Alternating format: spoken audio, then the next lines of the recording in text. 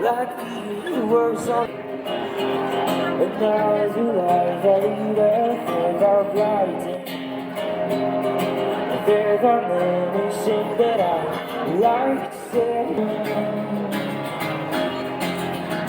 You're my wonderwall.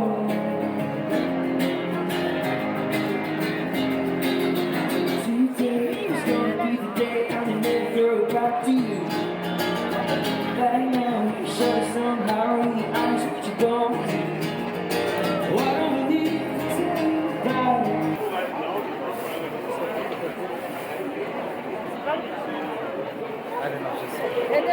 RCS carrier.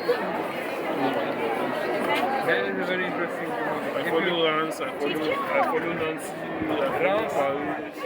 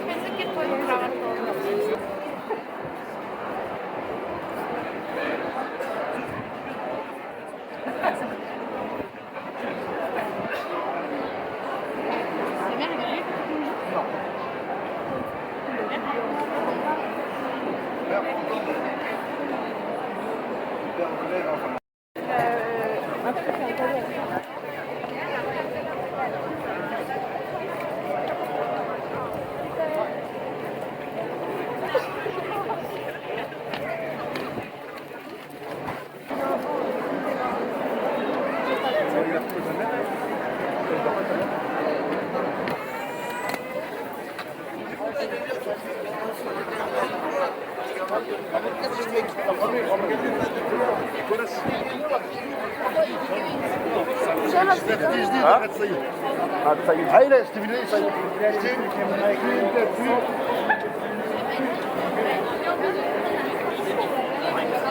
ஒண்ணு பண்ணா நீ வந்து அந்த ஏசி கடையில்